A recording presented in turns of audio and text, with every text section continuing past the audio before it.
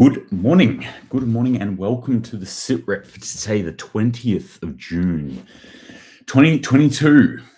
Here we are, almost halfway through the year. I think when's winter solstice?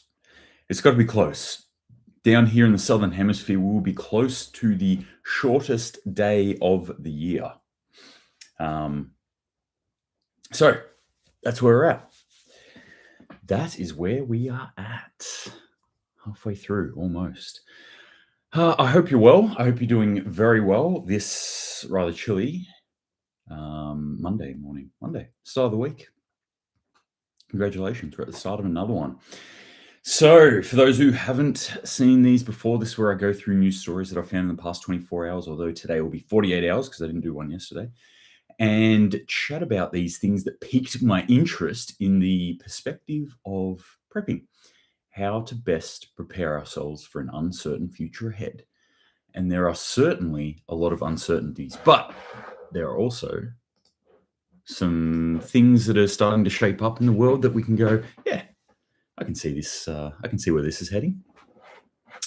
All right, I'm going to start with this one.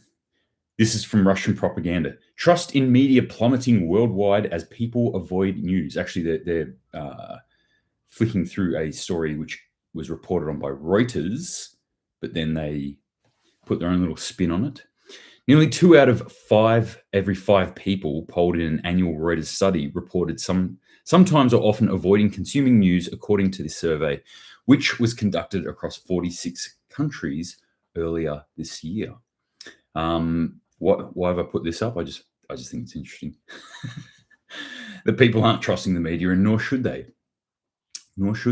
Maybe that's the reason why you're actually sitting here listening to me this morning instead of reading a newspaper. I don't know.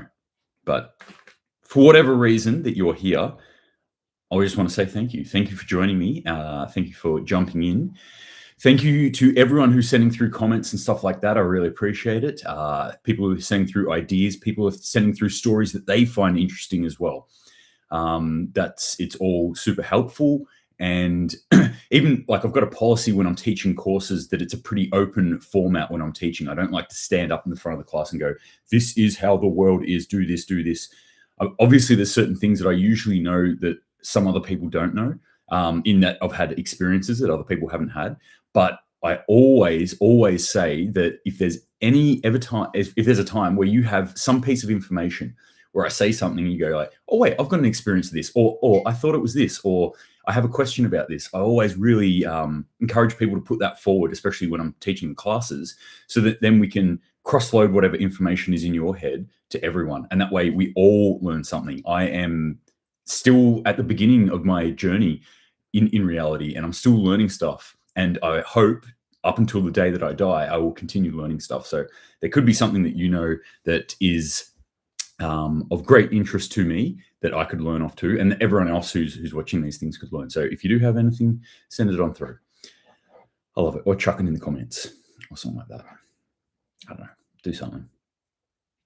Write it on a little piece of paper and wrap it around a raven's leg and send it out into the sky. Send a smoke signal. I'll get it.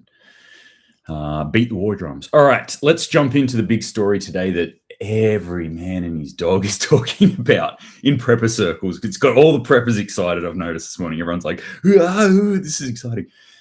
This is actually sent to me by my brother. And it comes from news.com.au. So this is like mainstream media. Fight in Europe. Army chiefs fresh World War III warning amid Russian-Ukraine war. So Britain's top general, they've got a new top general come in. Can't remember what the person's name is. Britain's top general, it doesn't have it in there. Britain's top general has told every soldier in the British Army to prepare to fight Russia in a potential World War III. So, I mean, this doesn't strike me as super odd, and I would imagine that any, especially any European commander, but any army in the world right now should be looking at what's going on in the world and going like, okay, let's start to prepare our troops, get everyone ready. We'll start running more exercises. We'll start looking at the current battle space or potential battle spaces and planning around that. So, for example, when I first joined the army, we were still like, we've been a peacetime army for a long time.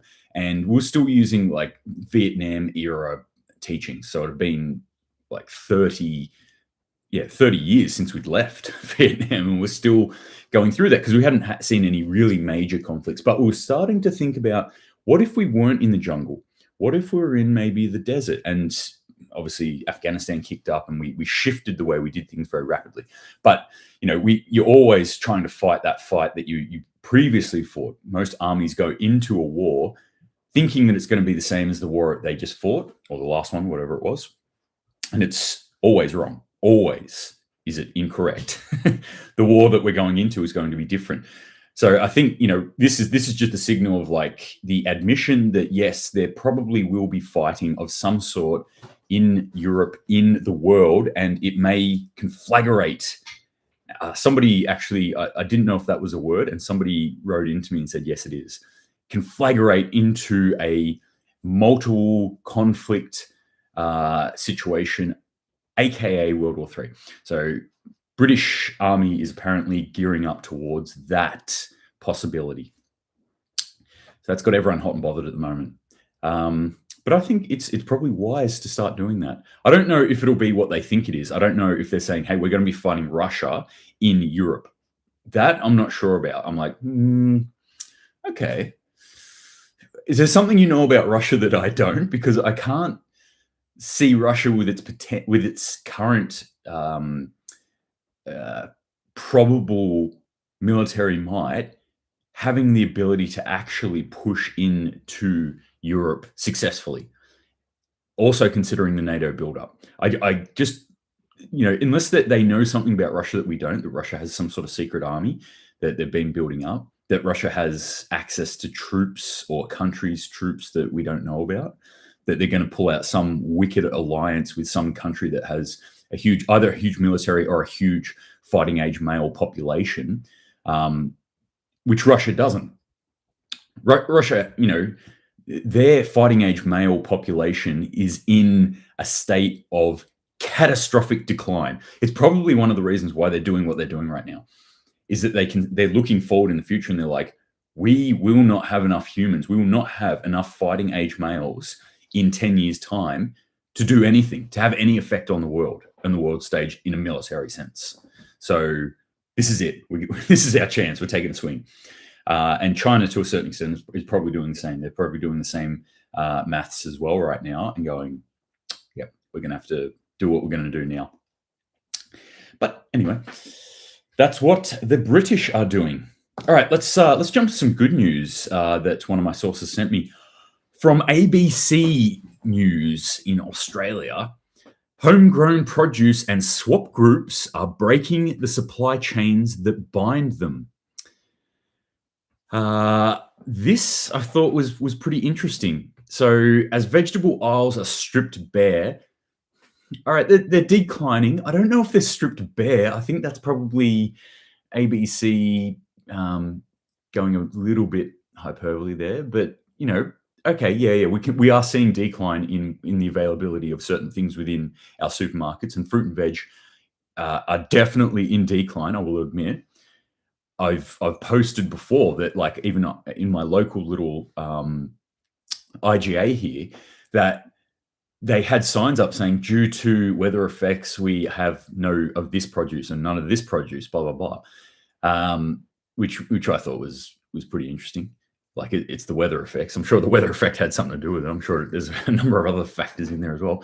Anyway, so yeah, these stripped bare aisles, as vegetable aisles are stripped bare, the humble backyard garden now serves a greater purpose than attending to your inner green thumb. So what we've had is, it's kind of been seen as a bit of a, like, almost hipster thing to do, like people going and growing their own gardens in their backyard, or even to those community gardens and getting a plot and you go and grow a little bit of your own veggies. But now it's really starting to ramp up, and I'm hoping it is too. Like, this is like a ray of sunlight to me. I'm just like, oh, wow, I really hope mainstream media is getting onto this. I really hope mainstream people are getting onto this, that you need to start growing your own shit. I saw a statistic the other day that in the 60s, the average American grew anywhere up to about 45% of their own veggies in their own backyard. Now, there was a whole heap of factors that would have gone into that, but they reckon today it's as little as 0.1% of the food that Americans eat is grown in their own backyard. We need to reverse that now. We need to start doing this. We need to start gardening. If you have the ability to garden now in your current location, start doing it.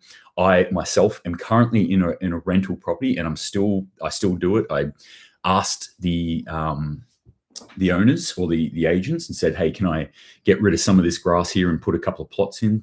Go for it. Knock yourself out. These trees are almost dead. Can I cut them out and turn that into garden?" Yep, do what you got to do.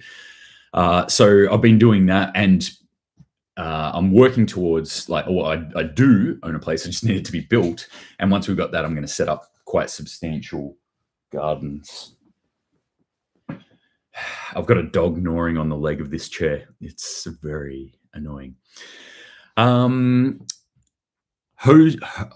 John or Hose T John says, "Awesome videos, mate. Greetings from Norway." Hey, how you going? First Lieutenant, Platoon Commander, Ranger, Platoon, Infantry Reserve. Nice one. Love Norway. I went there a couple of years ago on a whim. Landed in Oslo, got a bus up to one side of Jotunheimen National Park and tried to walk across with nothing but a pack on my back. Tried to walk across Jotunheimen National Park at the turning of the season and got caught out in some of the worst weather that they'd seen in a while. It was a huge storm. Needless to say, it was not a great success, my original plan, but it was a great success going there. Awesome place. Love it. Love Norway. Want to get back there, but I am going to Sweden next. So next month I'll be heading up to Sweden. Fingers crossed that no world war kicks off. But good to hear from you. Thank you for joining us this morning. It's awesome to hear that I've got people watching from all the way over there, listening to some Antipodean Aussie yak on about stuff. But if you've ever got information about what's happening in your side of the world, would love to hear it. I'm really, really interested in what's happening over there.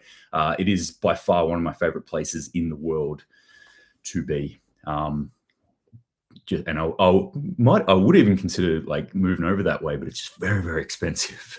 And that's coming from an Aussie too. Ocean Kisses, research Victory Garden. Yes, Victory Gardens were a big thing in World War II, where they really got people to grow their own food. They understood what the situation was, and they said, "Hey, look, we need people to grow their own food." They obviously didn't have the system. We've gone through the Green Revolution since then, through the 70s and 80s. So we have an entirely different food system. Our governments, with their short memories, are like spinning their wheels and looking at our systems fall apart and then just going, more? Can we just go more monoculture, more mass agriculture? Can we manufacture things from bugs or make people eat soybeans or something? So yeah, everyone, like Ocean Kisses said, absolutely right. Everyone should be researching what a victory garden is and really use that as inspiration to start planting your own stuff. They put out a whole heap of propaganda around this time, or information around victory gardens, and it was really good information. Even back in the 40s, really good from the 40s, even though it's from the 40s, it's really good information for today of how to set out gardens, things to think about. So look that up. Yeah, we all have to learn the hard way. That's right. Even though there's a whole heap of Norwegian people, they were like, no, don't try and do this right now. It's not a good idea. We're coming into winter. I was like, nah, it'll be right. Take the Ride on YouTube. What kind of dogs do you have and how do you prepare for them if you have to hit the road? What about other animals? I have a German Shepherd and then a little mini Fox Terrier. So the mini Fox Terrier is quite easy. It doesn't eat a whole lot. It's pretty self-sustaining. It doesn't need attention all the time. I can literally just throw it in the car and go, and with a bit of food. The German Shepherd requires a little bit more forethought. So actually yesterday I was going through some grab bags, some stuff. I've pulled apart everything here. I'm going through a restructuring and I'm buying in some new gear and stuff like that at the moment because A, end of financial year sales, B, supply chains are falling apart. So my recommendation is don't go into debt or anything, but if you've got the resources and there's stuff that you've been thinking about getting, do it now. Like, now's a good time to do it. So anyway, I'm doing that. I'm pulling everything apart and I'm like, right, the new dog grab bag. So I always talk about this. Grab bags are a really interesting thing, and I quite often talk about them from the perspective of an individual, but we need to think about our families as well. So we need to build it for every member of the family, and that includes the furry members as well. So the dogs, they need grab bags as well. So there needs to be food, there needs to be water, there needs to be medical stuff, there needs to be like entertainment, sort of chew toys and things like that, or any comfort items that dogs need. There needs to be leads, there needs to be poo bags and things like that. All that sort of stuff you should be thinking about, like just the normal running of your dog. Dogs are pretty resilient, but like with anything, I'm pretty resilient, but there's still things that I like to have. I don't need a pillow, like an inflatable pillow when I go camping, but I'll take one, or I'll even take an actual pillow if I can get away with it. If I've got the space, why not? Make my life that much better. Uhtred, son of Uhtred, you need 3 times jabs to enter or leave Australia. I don't know if you do anymore. I'm pretty sure you don't. I'm hoping you don't. That could be a problem. Or you need to catch it. So maybe I'll just catch it. Take the ride. While you're in Sweden, please have a chat with the police and tell them to quit volunteering to work for the WEF. The rest of the world appreciate it and respect them more if they didn't. Exactly. Well, hopefully I'll have nothing to do with the police there. I'm going to go there and learn how to do traditional timber frame building. That's why I'm going there. So hopefully very, very little to do with politics, hopefully very little to do with cities, hopefully very little to do even with the airport or public transport. I just move through those things as quickly as possible, which is one of my recommendations anyway, which has been standard. I've always tried to set my travel up so that I'm moving through public spaces as quickly as possible. Like I always say, it doesn't matter what the disaster is, the human effect is always greater, even if the disaster is human effect in the first place. So congregations of humans like ports, airports, seaports, bus terminals, things like that are always, to me, higher threat environments. They're higher danger areas, and I want to move through those quickly, get through them. Good morning, Rambodian. You can be unjabbed and come into Australia now, but they make you pay for 14 days of government quarantine. All right, well, I'm going to have to see what I can do to get around that, because that's not going to happen. I'm not fucking doing that. No way. All right.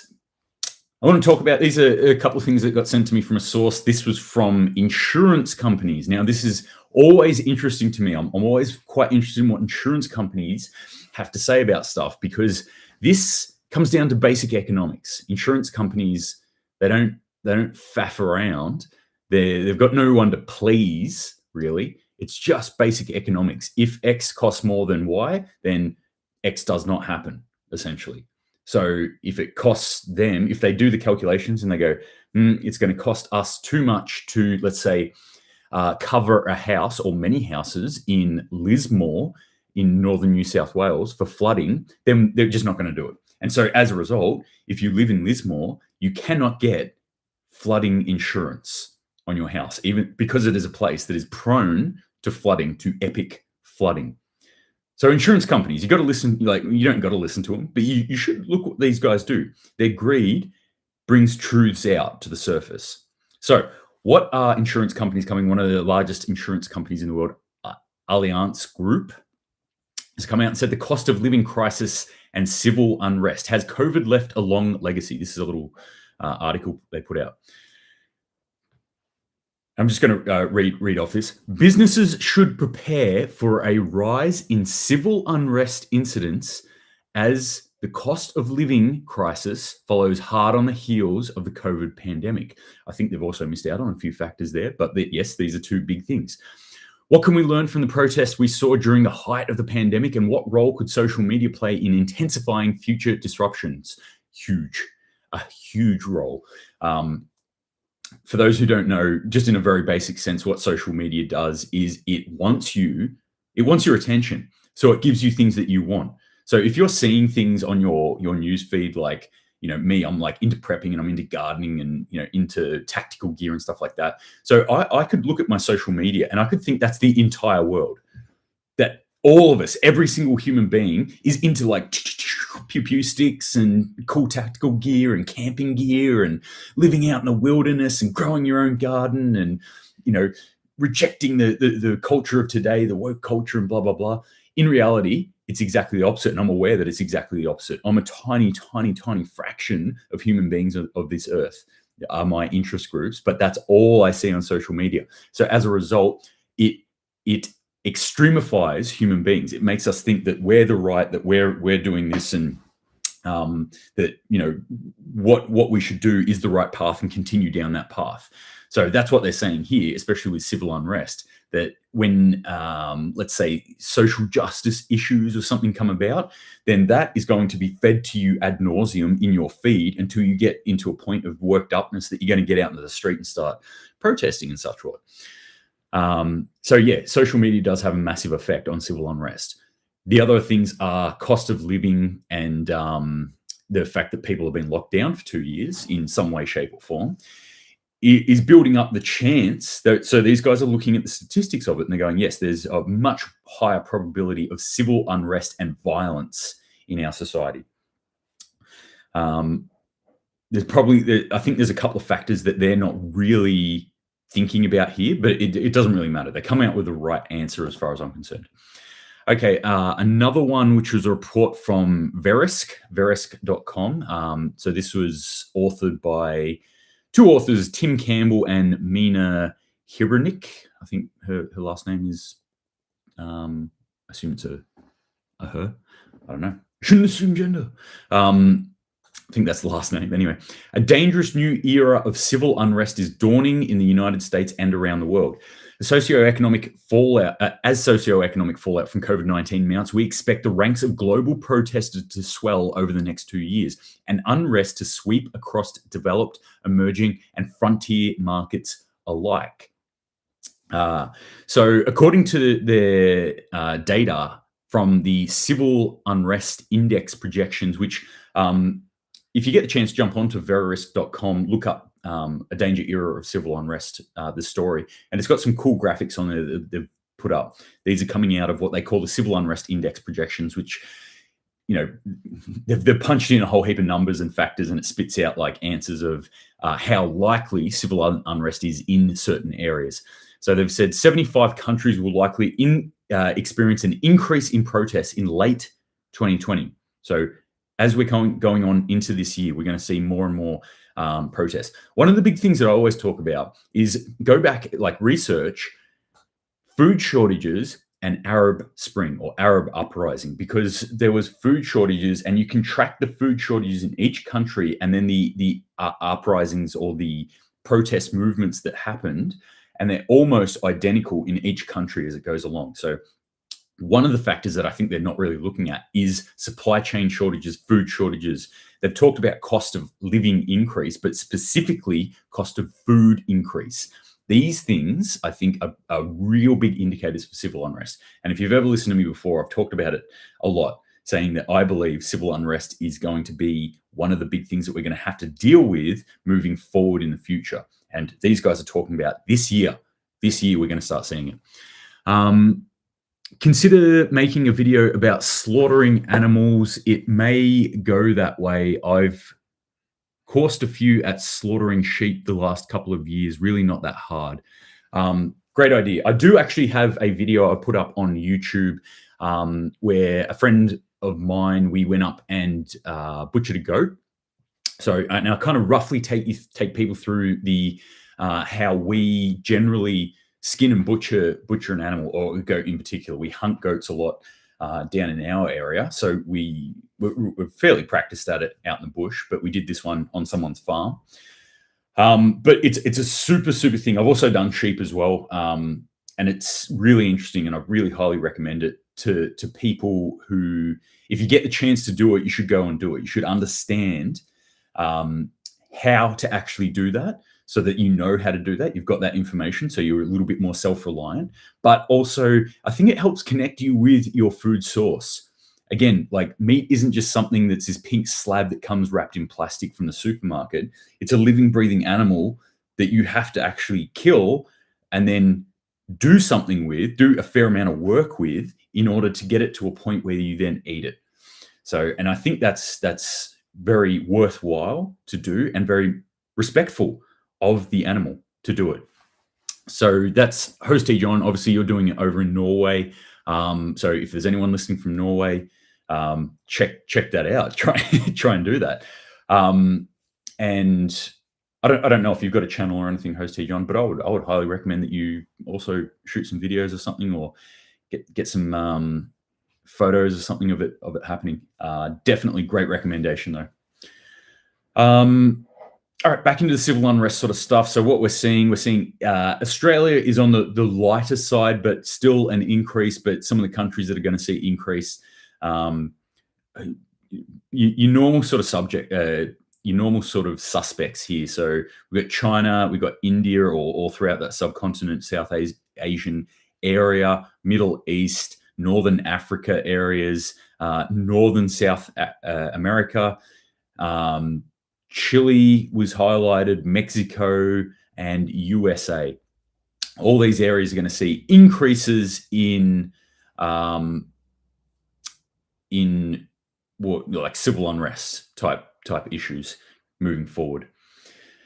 The only one that didn't really have an increase, it looks like it has a decrease, oddly enough, Host John, is throughout the Scandinavian area. So they look like they think they might have a moderate to even a negative increase in civil unrest. And I found that interesting. I found that interesting from a few perspectives, because another factor, and people love to get up in arms about this, but I'm just quoting statistics here.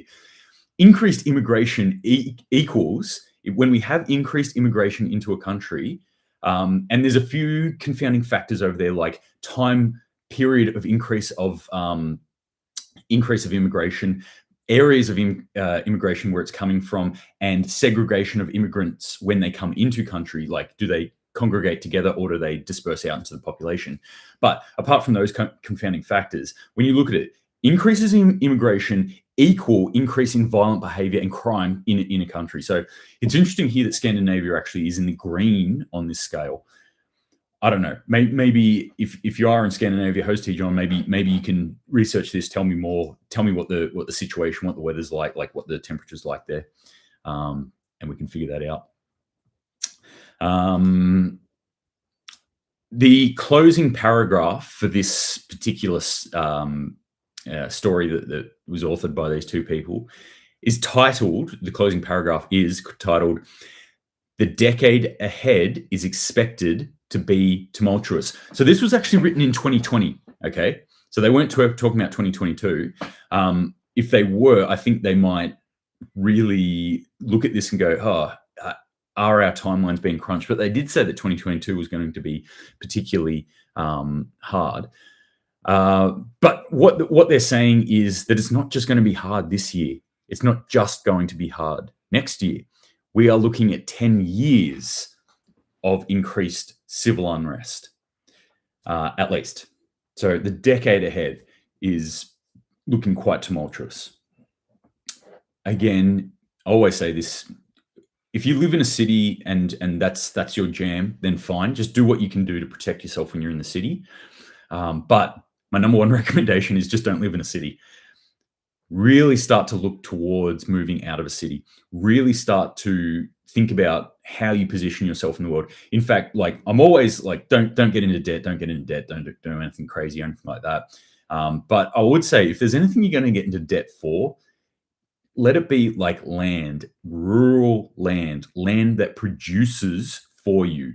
So land that you can actually produce from, that you can grow food on, that you can have animals on, that has a water supply on it.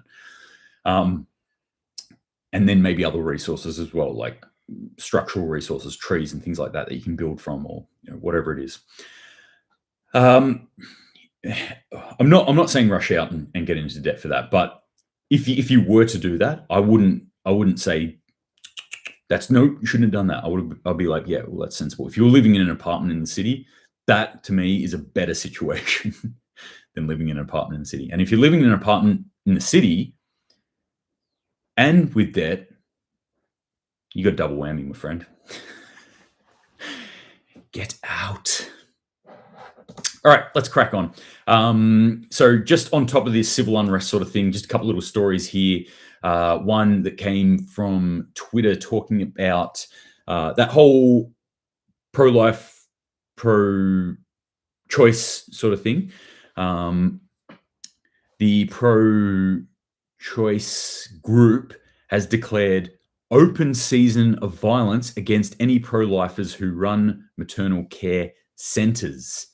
So openly coming out and say, yes, look, we need to be violent now. We need to attack it. I mean, this is coming off the back of, obviously, there was an arrest made where somebody who was armed and had intent to, and even said they were going to kill a judge of the Supreme Court.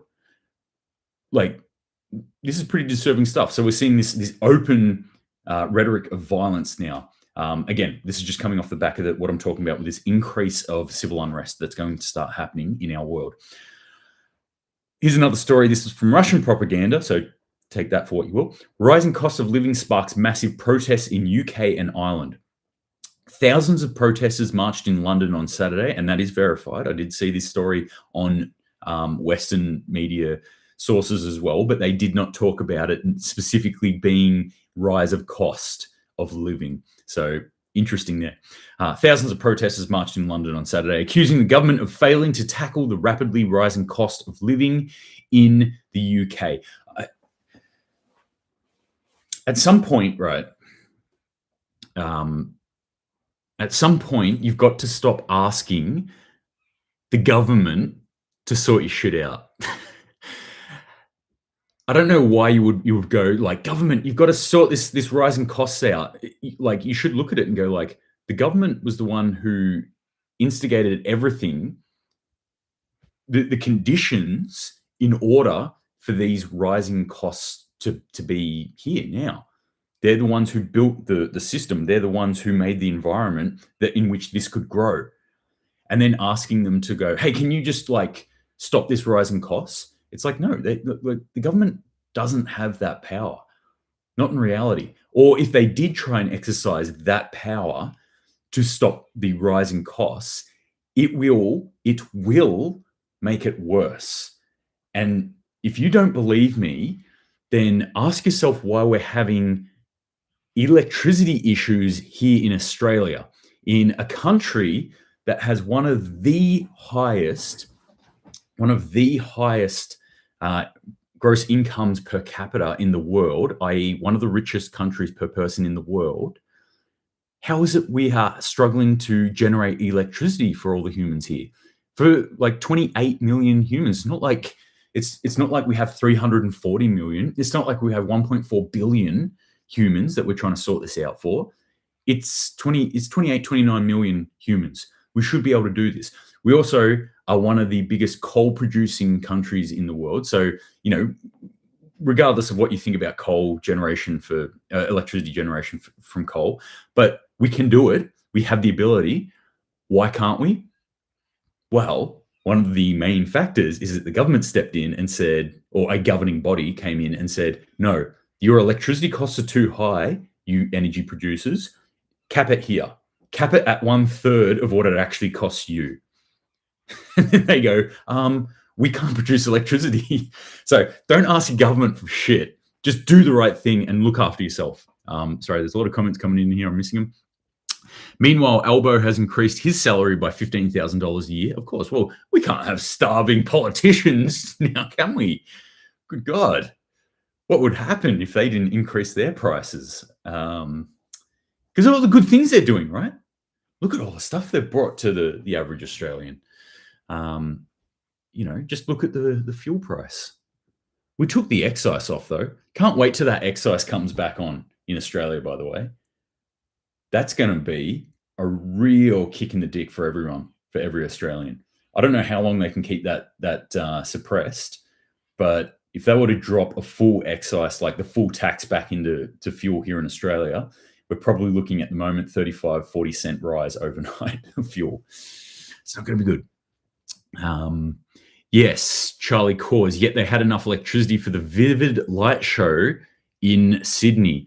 Look, got to keep the lights turned on for the entertainment. Okay, let them eat cake. Let them be distracted. Let everyone continue to look at the pretty lights. Just don't worry about what's going on. Do not look behind the curtain. You don't want to see what's going on behind there. Okay, anyway, moving on. Good looking. Top of the morning to ye, my friend. Hope you're doing well.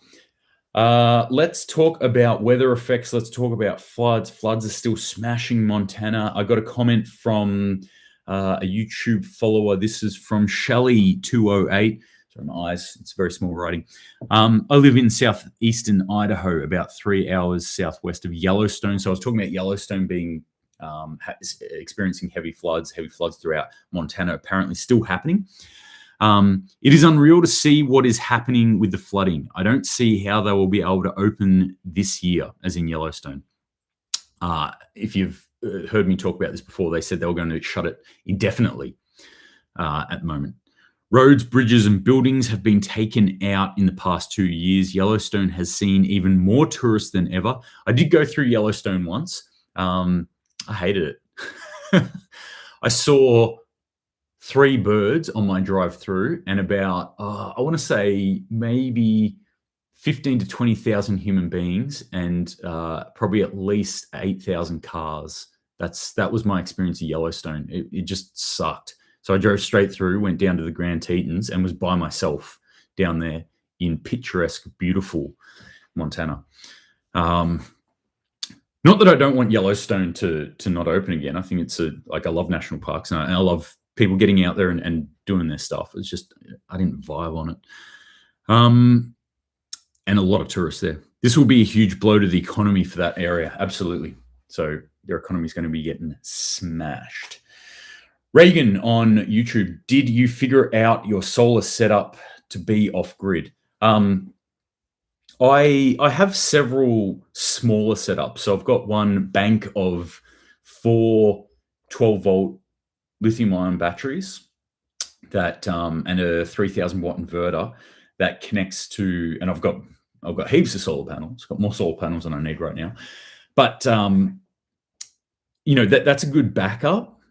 That's not going to run my entire house. I've been looking into some of the larger EcoFlow Delta Pro versions, but it's beyond my budget. To be honest, it's a great system. It's very fancy, very schmicko, but it's just beyond my budget at the moment. I am tossing up whether to do in the new house that I'm building, when it gets to that point, a Tesla Powerwall, but probably not Tesla Powerwall, maybe some other off-brand type version of it. But essentially, no. The answer is no. Short answer, no. I haven't figured it out. I do have an EcoFlow Delta #1 version, and I've been trying to work that, and I've just bought all connectors for a fold-out panel, and I was playing around with it yesterday. I was troubleshooting with it yesterday, and the only thing I can figure out of why it's not pulling off this is that the panel doesn't work. So I've gone out, bought a panel. I didn't get the EcoFlow version. I got a cheaper version off eBay somewhere. I can't remember where. It was a while ago. And that's what you get. You get what you pay for at the end of the day. Anyway, that panel does not work. So I'm not going to bin that panel. I'm probably going to cannibalize it or pull it apart and try and figure it out myself. Get the old soldering iron out and see if I can remember to 26 years ago when I last soldered, when I was in high school, and see if I can get it to work. But I'm going to have to get another panel for that. But short answer, no. I haven't figured it out. I've got good backups, though. My drop freezer will continue to run, and it is filled with meat right now. There is kangaroo, there is goat, there is pig, and a rooster or two in there. Host T. John, side note, fertilizer is up from 2021. Yeah. Yep. It is correct. You are correct, sir. Norwegian krona 2,600.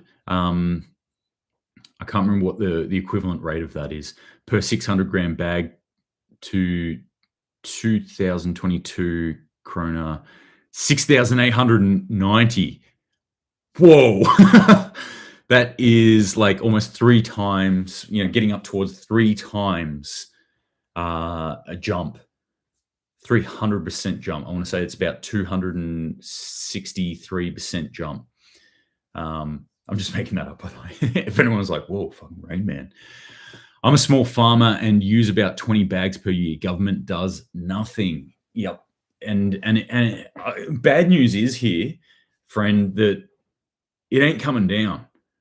Okay, there is nothing in the pipeline. There is no news articles that I've read that tell us that fertilizer is going to come down at all. It's actually looking like it's going to get worse. More countries are shutting down the constituent elements, so potassium, nitrogen, and phosphate. More countries are shutting down the constituent elements of fertilizer. More fertilizer creation plants or manufacturing plants have shut down, and supply chains are getting worse. So if you're hurting now, you're going to hurt more. All of us are going to hurt more. This is somebody who's telling us here, guys. This is somebody who grows their own food. All right. So this is from the horse's mouth. This is stuff we need to pay attention to right now.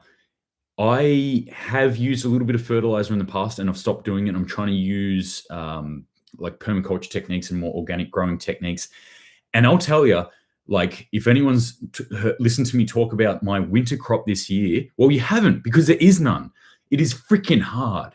It is really hard to actually sustainably, like, continuously grow food without fertilizer inputs. And a lot of us are going to find that out. In fact, if you don't believe me, check out Sri Lanka. Their people are starving to death right now because of their government policy a little while ago that said, Greta was right, and we're going to go off fertilizer and we're going to grow green. Yep, we're all going green. Every farmer, we're not importing any fertilizer anymore. Every farmer has to do organic growing methods now. And now they've got no frigging food. They're starving to death. I mean, there's other reasons involved in that as well, like they ran out of money, but they're in a bad, bad way, and their farmers can't produce enough food for their people right now. So this is something that people should be worried about, fertilizer shortages, because it affects us, along with everything else. Let's talk about more weather effects. You know, I love talking about weather effects. This is one of the big things. I think we're going to see bigger, worse weather effects. I'll stay in the US. Heat-scorched Odessa, Texas has been without water all week due to aging infrastructure. Texas is getting annihilated. Texas, Arizona, New Mexico are getting annihilated. Nevada as well. And California. Smashed with this heat. I feel for you guys. You're getting smashed with this heat. I feel for the guys up in those northern states who are getting smashed with floods as well. And if people are like, but wait, drought here, floods here. What? What's happening? Yeah, that's the way increased climate change works. We smash one area, evaporation of extreme heat causes rain in other areas, excessive rain in other areas. That flows off too and doesn't necessarily get caught up by the earth that it was on. There'll be huge fires, or there have been huge fires in these drought-affected areas. What then happens is that cycle will start to move back down, and those drought-affected areas will get walloped with rain eventually. And everyone will be like, oh, hallelujah, rain. But that rain will come all in one hit. And that dry earth will not be able to soak it up, and it will flow off, and it will cause huge erosion events and landslide events. That's what's going to happen. How do we know that? Well, it happened just north of your border in Canada last year. It happened right here in Australia 2 years ago in 2019. We were coming off 5-year drought, and we got walloped with the biggest fires that we'd ever had. And then what stopped the fires? Floods. We had huge floods, and those floods caused massive landslides, massive erosion events, and restructured a lot of the landscape around us. That's what we are moving into as human beings. If you live in an area that is prone to these sorts of things, you need to start really thinking about how you live your life. How do you build your house? How do you get out of areas if you need to? Do you have a grab bag? Do you have a bug out bag? Do you have the ability to get out and sustain yourself for at least a few days. Start thinking about that, guys. Gang. Bangladesh is underwater. Flooding. Bangladesh, 25 people dead, millions stranded. I've been to Bangladesh. I don't know how that place still exists, to be honest. And that was just at the starting of, this is a couple of years ago now that I was there. This was just at the starting of rumbling of climate change effects. And I was like, whoa, okay, Bangladesh, this place is in the hurt locker come a few years. They are. India's also getting floods as well. Not sure of the effect of India. I haven't seen a lot of reports coming out of there. It's mainly about Bangladesh, but obviously India being right next door, they are being smashed as well. Catalan over in the Spanish Iberian Peninsula in Spain, so back over in Europe now. They've got 30 simultaneous wildfires during an extreme heat wave. And firefighters are struggling to stop those 30 fires over there.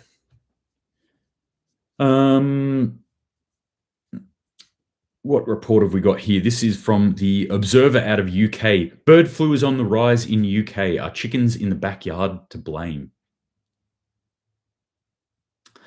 No, they're not. Short answer is they're not. Are they trying to, again, like stop us from growing our own food? And remember, I started off this whole post this morning talking about the increase in people in Australia to backyard gardening. And I think that's a really good thing. We need to keep pushing this, and we need to ignore shit like this, where they start to go like, oh, you having chickens? We can't trust you human beings. You're like, you're naughty kids. And you're going to start spreading disgusting diseases and stuff with your chickens, and you're eating your own eggs and growing your own food. And, no. You can't have that. Can't have that. This is what we need to start doing. And if there's any point where you should ignore your government, and I think there are a lot of them, but if there is any point that I'll say you need to ignore the government, it is in the production of your own food. You need to just go ahead and do that. Go ahead and do that, and don't care what they've got to say. Oh yeah, blame Russia. Where's TJUN? Yep. It's all Russia, right? And we didn't have any of these problems, and Putin went crazy and marched into Ukraine, and now we've got the problems. I think we had a few of these problems before Putin did anything. In fact, I think a few of these problems might have instigated Putin moving on Ukraine. All right, last little thing that I want to talk to you about, because Reagan on YouTube, you did mention solar, and that reminded me of this, and this story piqued my interest. Might not seem like a big deal.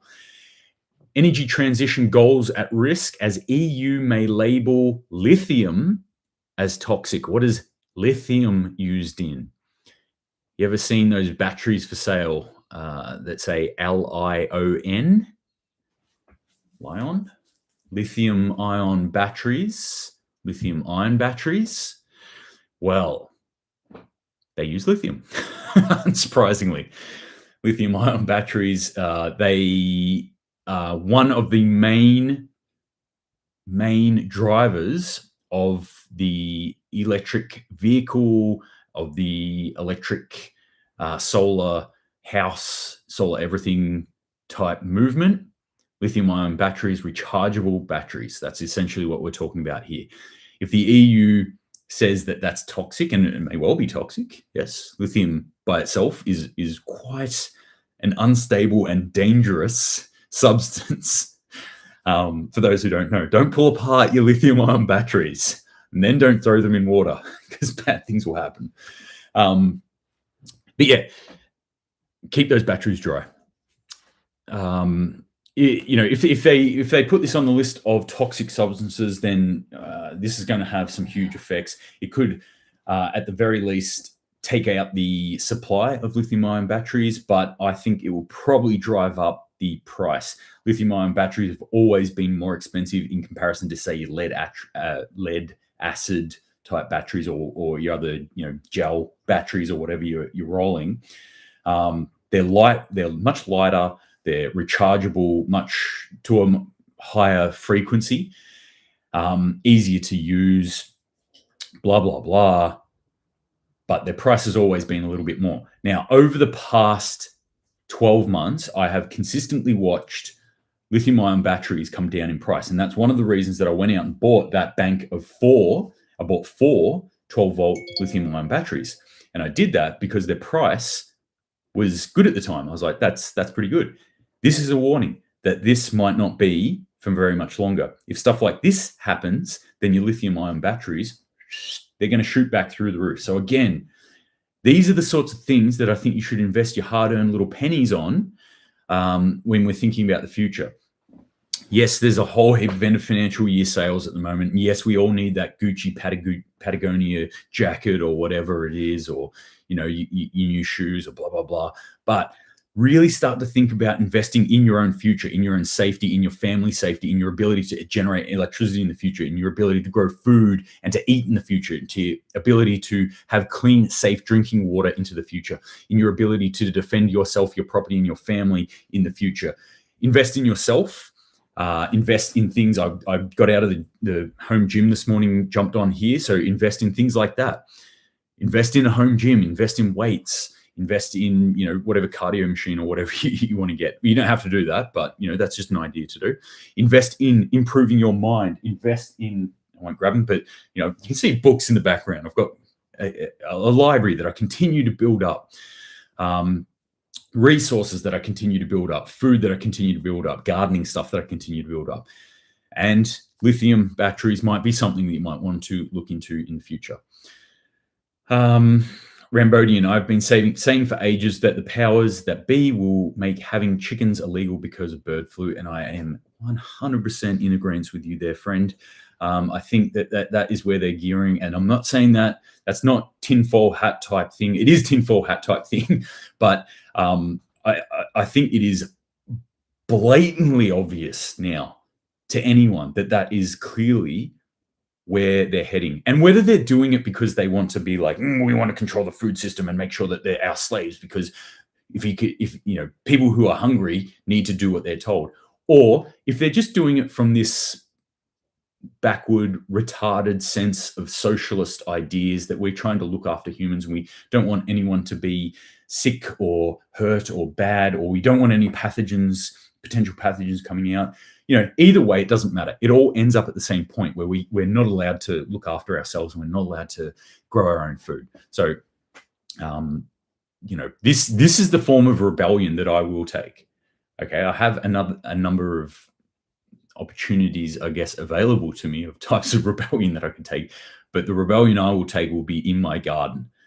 That is how I rebel against authoritarianism, first and foremost, is through my food system, is going out and hunting, is going out and procuring from local farmers whatever produce they can make, in encouraging people around me, like local farmers, like other people, like individual people in backyards, to grow their own stuff through a number of ways by saying, yes, good job, pat on the back, but also here's my hard-earned dollars. You can have them because I will take what you've grown here, and that will encourage them to do it again. So these are the sorts of things that I want to encourage you to do as well. Grow your own stuff, encourage others to grow their own stuff, get out there, experience what it's like to actually hunt or to gather your own food. If you can find a farmer who will let you at least look along with them while they slaughter an animal and skin it and butcher it, do that. Do that, like House T. John was saying. Host T. John, host it, John. You'll have to tell me how you say that. I encourage people to buy fishing gear. Yes, I was just talking about this with a friend at dinner last night. I said, hey, we should get out fishing, get your boys. We'll go out fishing. I haven't been fishing in years. It's something that's like a real blind point to me is fishing. I haven't done it since I was a kid. I encourage people to buy fishing gear, learn to fish, and plant potatoes. I was in the garden pulling out potatoes just yesterday. If they have a few square feet, plant potatoes. Absolutely, potatoes. I love potatoes. I never used to be into them, and then I grew them once, and I was like, what is this magical superfood? This thing that gives us carbohydrates, that gives us this starchy sort of veggie that just does its own freaking thing. I couldn't believe it. It was like I found it. I mean, easy-ish. You just put a couple of. You wait till those potatoes start to sprout, like when you left a potato too long in your cupboard, and it starts getting these little like red things or green things coming off it. You get that, and you put some stuff on top of it. You put it in dirt, and you put some stuff on top of it, and then you walk away. And like a couple of months later, you'll have potatoes, and you can just keep doing that forever. It's awesome. Yeah, definitely plant potatoes. I'm going to experiment with large like bucket potato growing next as well. John Hosett. All right, Hosett. Old dramatic for high seat. Hosett. Makes sense. The farm is on a small hill. Ha! That's very clever. All right. I would love to come check out your farm one day in the future. But I'd also like to see some photos of what you're doing there. It sounds absolutely awesome. Yeah. Remember the Irish potato famine? They relied 90% on potatoes, and then when they got the potato blight, it's destroyed everything that they're doing, which is a good lesson to learn. If you don't know what the Irish potato famine is, you should look that up. A horrible time in Ireland's history, but a very good lesson coming down through time of why monoculture is a bad idea. Okay, you want to plant more than one thing, but potatoes are awesome, and different varieties of potatoes too. Think about that as well.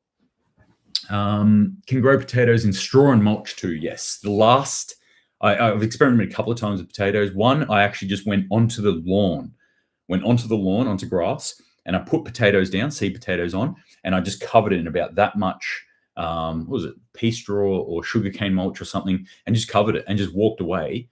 And in a couple of months, I had potatoes. It was wonderful. They're super great. All right, I'm going to wrap it up there today, gang. My dog is annoying me. You want to come and say hi to everyone? Come on. Yes, say hi. All right, this is Kindra, by the way.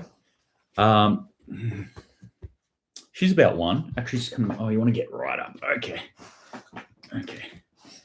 She's a lap dog, as you can see. She's 1 year old, or almost 1 year old, and acts like it. All right, gang, that's it for today. Thank you very much for watching. Thank you very much for the comments and putting all your information forward as well. Love it. Let's keep working together. There's a lot of bad stuff. There's a lot of doom and gloom happening at the moment. I get that. We don't need to, we need to see it. I think we need to be aware of what is in front of us and what's happening. We don't need to like dive into it and eat the fear. Okay, we can utilize it to drive us forward and be better prepared, better human beings, more self-reliant human beings. Stop chewing on me. Do you like dogs? I love dogs. They're the best humans. You're not a human, but they are the best. All right. Get out of my face. Okay. Thanks heaps, guys. I will be on tomorrow. So stay safe out there. Keep your eyes open. Keep your head on a swivel for any of that civil unrestness. Keep prepping. Keep taking those small steps every day. Just the 1%. That's what it's all about. We don't need to freak out. We don't need to rush out and do anything crazy. But if you've got any questions, send them through to me. And until next time, Semper Paratus.